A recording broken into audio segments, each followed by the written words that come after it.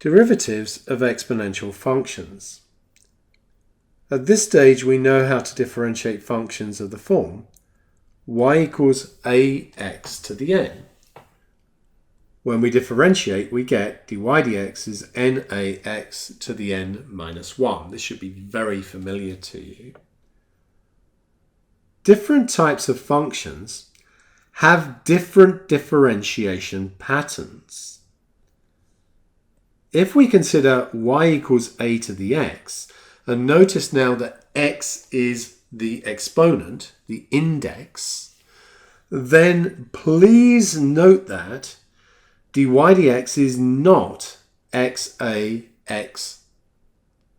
minus 1. Y equals a to the x is a different type of function, and it has a different differentiation pattern that we can investigate from first principles. You probably remember doing first principles for functions of this form. So we're going to look at f of x is a to the x from first principles. Now, this is a graph of some general exponential function y equals a to the x. We've chosen a point here on the function, which is at x, and therefore the y coordinate is a to the x, because y is a to the x. Up here, we have a coordinate at x plus h, and therefore its y coordinate is a to the x plus h, because to find the y coordinate there, we substitute x plus h into y is a to the x, and therefore we get a to the x plus h. Now, we know from work that we've done previously that what we're going to do is use this chord here to approximate the gradient of the tangent. Now, the distance here is h. Looking at the x coordinates, the x coordinate here is x, the x coordinate here is x plus h. The difference in the y's is a to the x plus h. Take away a to the x. And therefore the gradient of this line will be a to the x plus h, take away a to the x, divided by h. That's just simple rise over run. So in a similar way to what we did with functions of the form ax to the n, delta y over delta x, so that's the gradient here, is going to be f of x plus h, take away f of x over h, and as we just discussed, in this case, delta y over delta x is a to the x plus h, take a to the x, the difference in the y coordinates, divided by h. Now, clearly, using an index law, a to the x plus h is equal to a to the x times a to the h. We can say, well, delta y over delta x is a to the x, a to the h, take away a to the x over h. And then we can factorize the top to get a to the x into a to the h take away 1 over h. Now we know that dy dx is the limit as h tends to 0 of delta y over delta x, which in this case is a to the x, a to the h take 1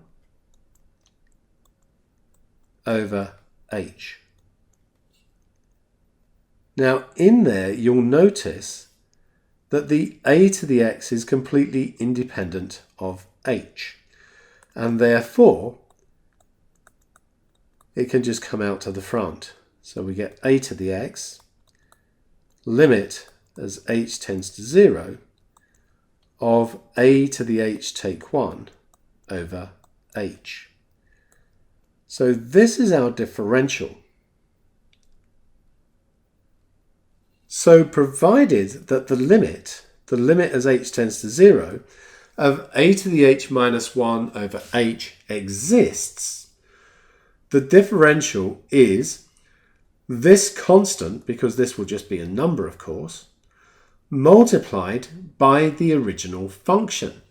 It's going to be a to the x times some constant. So remember, we're differentiating y equals a to the x. Now, it's not easy to investigate this limit. I'm not going to go into that. You may be expected to do that in your class, and you can do that by doing some calculations. But I'm just going to use the class pad to look at the value of this limit for some different constants. So, if I do that limit with a equal to 2, I get the natural log of 2. And I realize that you probably haven't done any work with logarithms yet, so you're just going to have to accept that that is just a number. If you do it with 3, you get log 3. If you do it with e, you get 1. So in other words, if it's e to the x times 1, which is of course just e to the x. So we're just going through that here.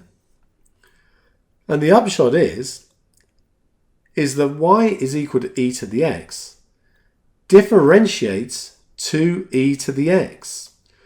So e to the x differentiates to itself. So if you have y equals e to the x, dy dx is equal to e to the x. And guess what? d2y dx squared is equal to e to the x. It's important to know that the chain rule still applies. The chain rule always applies.